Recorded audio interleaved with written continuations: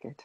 Hi, everyone. Welcome back to Gifts of Awesome Speaker Sessions. My name is Karina, and I'll be hosting a conversation with Ailsa Gilliam. She is the founder of Shiro Hub and the co-founder of Recycle It.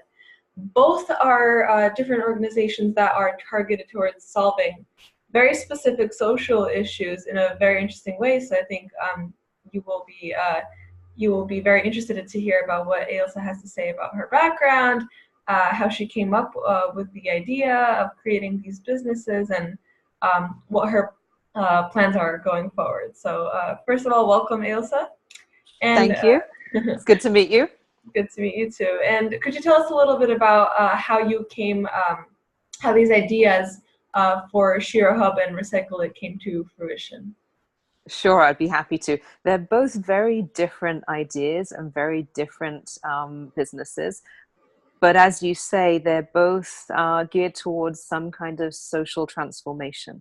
And I feel very strongly about both of them. So Shiro Hub is an empowerment hub. So you could go to shirohub.com to learn more. But essentially what I'm trying to solve with Shiro Hub is the problem of domestic violence. Mm-hmm. Um, the reason that I'm trying to solve that is because I have my own very personal story around domestic violence. I'm a domestic violence survivor, and I feel very, very fierce, very strongly about solving that problem for people who are going through it. And so I do spend some of my personal life helping people who are currently experiencing that. But what really struck me is looking at the statistics of teenagers who already in their, early years of dating are going through domestic violence. I think what I saw from the CDC was 23% of women and 14% of men have experienced some form of intimate partner violence before the age of 18. And having gone through a 16-year journey of it myself, I thought, goodness me, wouldn't it be amazing if somebody had educated me on it before I even walked into that nightmare. So what I'm trying to do with Shiro Hub is a number of things. It started out as the creation of a video game teaching the warning signs of domestic violence to teenagers, encouraging healthy relationships and fostering equality. It kind of mushroomed from there, to be honest, out into other requests for other video games and technology solutions. So I'm just wrapping up the development for the teenage version of the game. I'm very excited to be almost at the finish line there. I had a prototype for a long time and spoke about the dream, but now it's actually becoming reality. That's very And exciting. it is.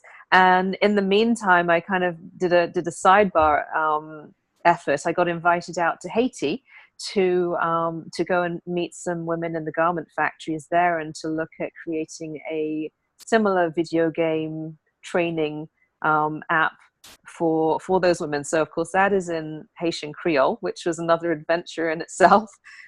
Just taking my prototype and translating it and making it available to those amazing women as part of an existing program that takes peer educating as a model and trains about 100 women who then go out and train 2,000 women on awareness of domestic violence. So the game, once I finish it for Haiti, will really probably touch at least 2,000 lives, if not more, because whoever plays it will hopefully talk about it with others and teach their children, and so hopefully it will touch many, many lives. So that's Shiro Hub. Mm-hmm. I haven't told you anything about Recycle It just yet, but explaining to you about Haiti was a bit of a segue into that. So while I was in Haiti, I was shocked at the landscape. What could be a very beautiful country was actually was just littered, so poorly littered with just a second. No problem. Was really was very littered with waste plastic all over the place and a lot of garbage everywhere. So it was very shocking to me to see all that, and I'm sure I really couldn't have really visualized it without going there as well. Mm-hmm. I decided that these people they just have had a difficult journey, and my vision for Haiti is that 5-10 years down the road, it could be an amazing tourist resort like the Dominican Republic on the other part of the island. And so I would love to be able to take all of that waste garbage and to clean it up, to actually recycle it, hence the name, recycle it into different products. So for example, I through research, I learned that you can take waste plastic, and yes, you can create pellets out of it, but you can also recycle it into its product of origin, which is oil. There are a number of ways of doing that, and I looked at pyrolysis, which is basically, I mean, don't do this one at home, but if you took a pressure cooker and threw some plastic bottles into it and heated it up very high, it would turn back into oil. So obviously there are more sophisticated ways of doing this, and that's what I'm looking into doing. I need to get funding for it in order to do it, and it's a very funding heavy, operationally heavy type of project. So this one is probably going to take me a while longer to figure out than Shiro Hub, which is already making inroads and, you know, is being used to a certain extent already. But yeah, taking the waste plastic and cleaning up the environment just inspires me, particularly in a country where I think I could equip the people also to have their own income by recycling the bottles or by being employed at the plant where the recycling happens. So it excites me on a number of levels: cleaning up their environment, giving them an economy, giving them jobs, all makes me want to get up in the morning.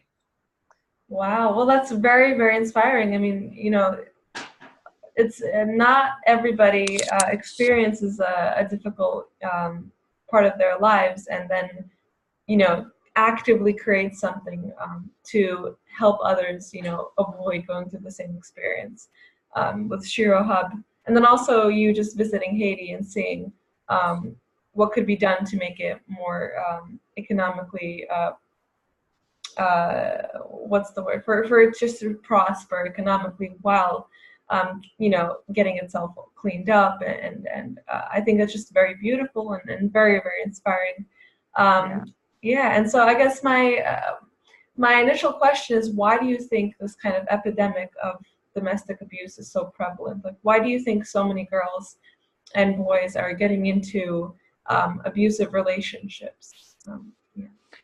Unfortunately, we live in a rather patriarchal society. The Me Too movement and you know, other movements like the Time's Up movement, I mean, they're very important. It's just raising awareness.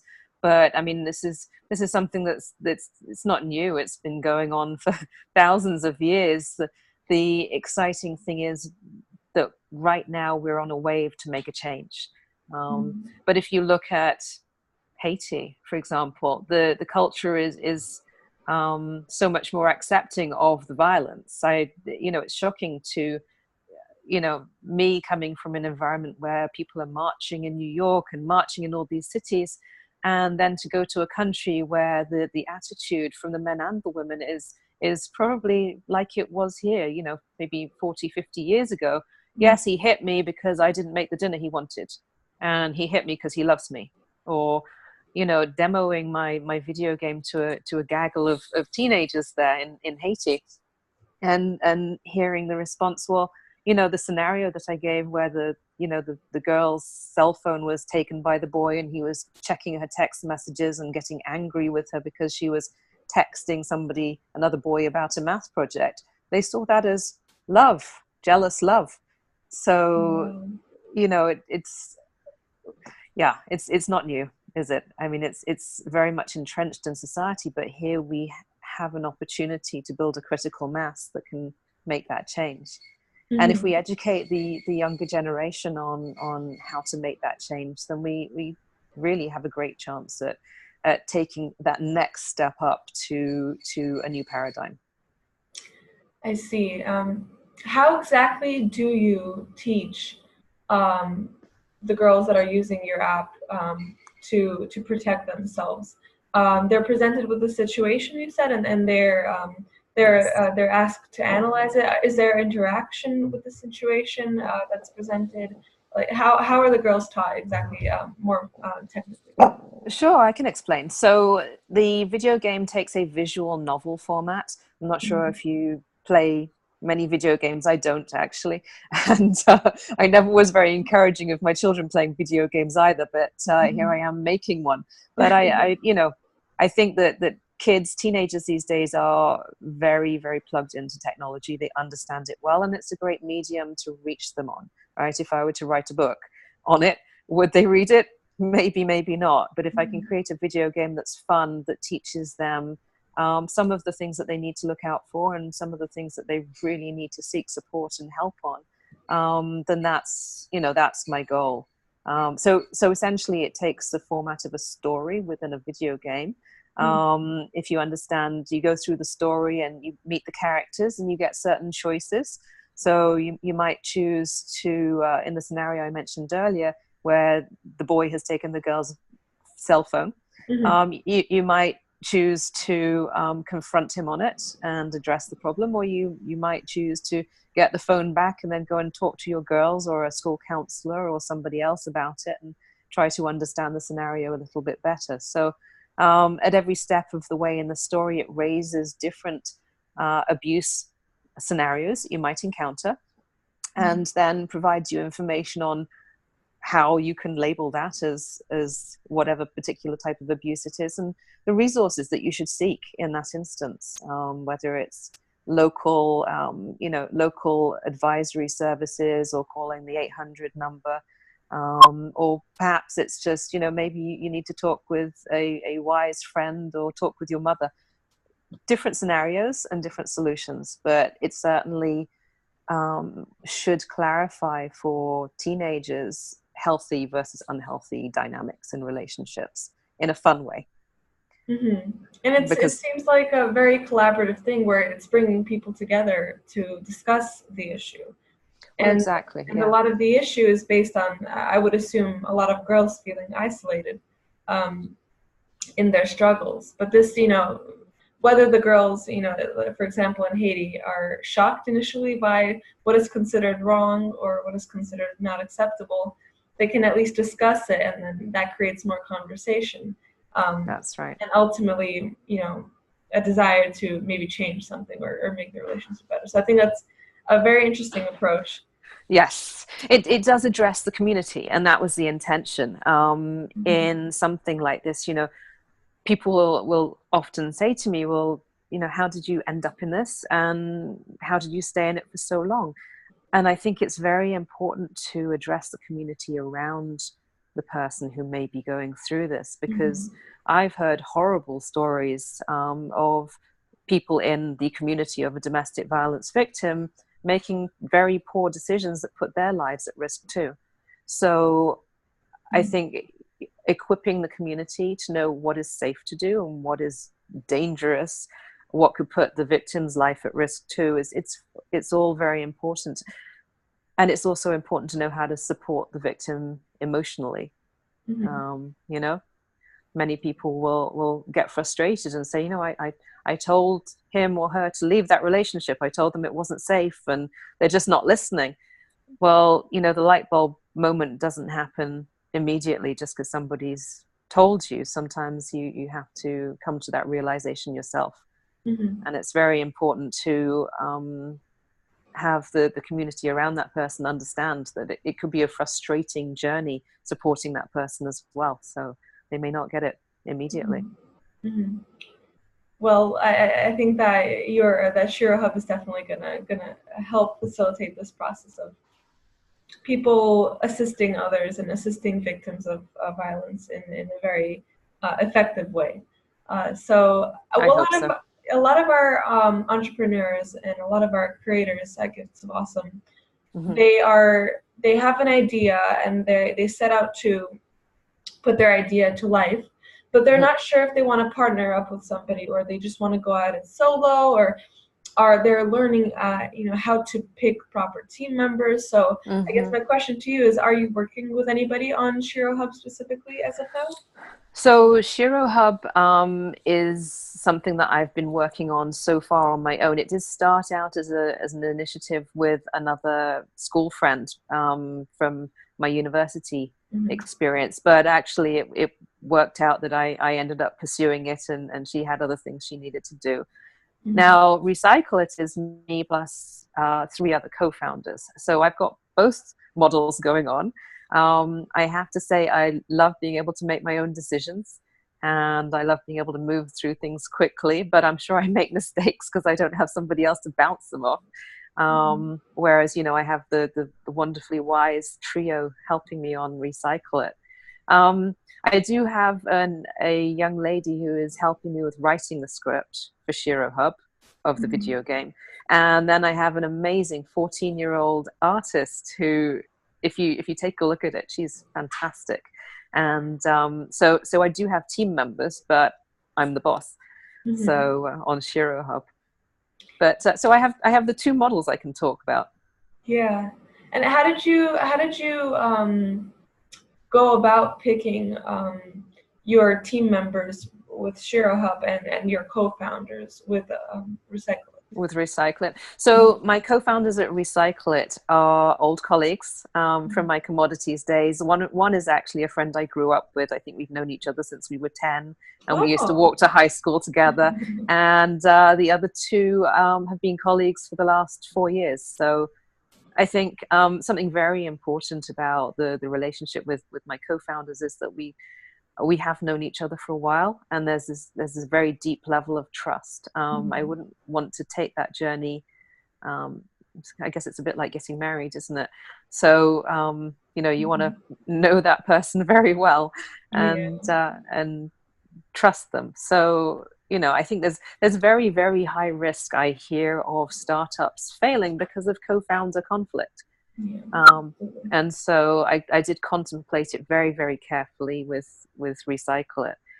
Now, how did I pick the people for Shiro Hub? That's a fun story. So I ended up, Jada, my 14-year-old artist, actually used to live next door to me.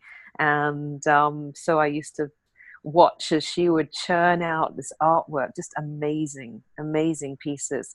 And one day her mother and I were talking about my idea for Shiro Hub, and her mum suggested, why don't you ask Jada if she can help you out? So that was a no-brainer. I don't know anybody who can draw as well as her. She is very talented. So it's a joy to work with her as well. At 14, she's so professional and very driven. So it's a lot of fun. That's definitely goes to show that you don't have to reach out to somebody across the world.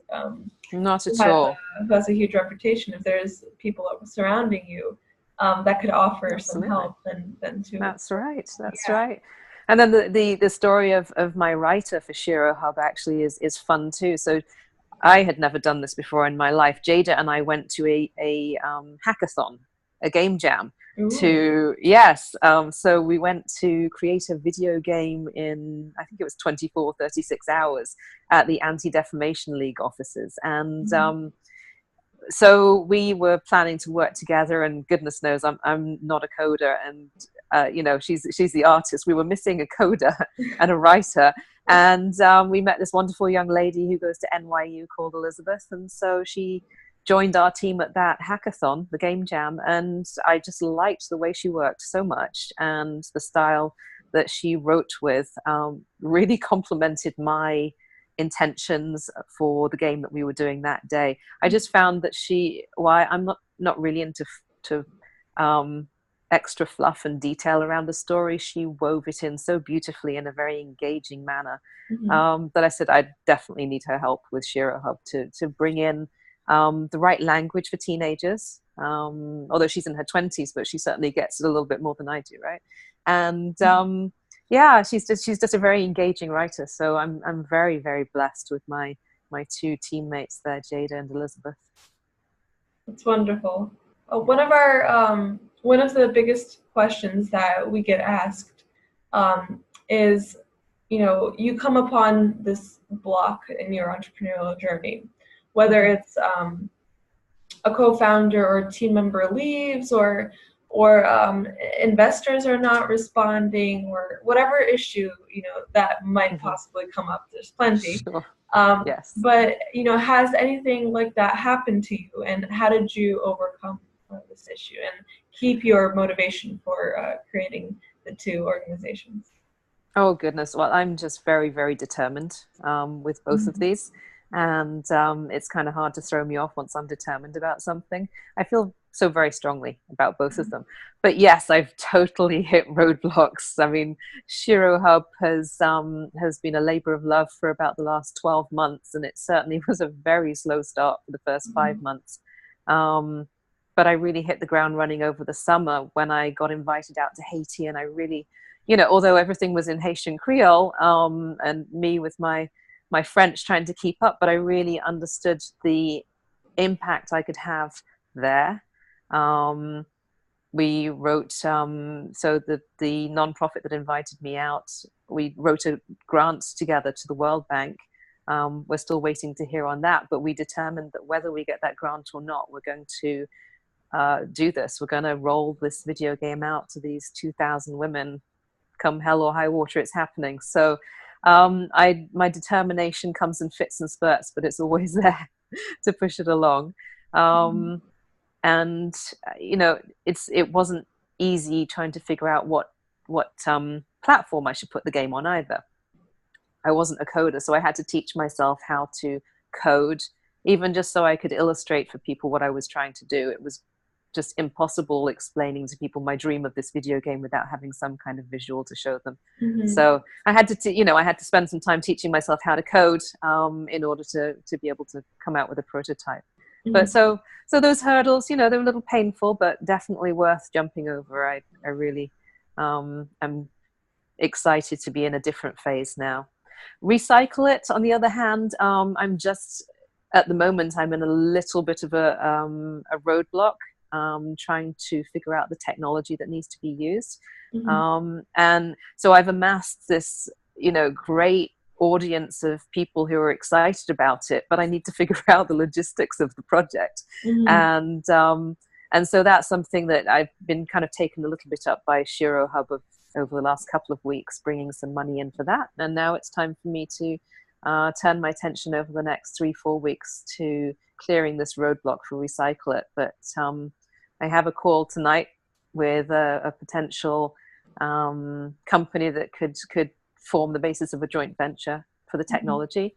So we'll see what happens. But it's, every day is a new adventure in the whole thing. And I feel very confident that I will see this come to fruition. And I'm very excited to help in that way.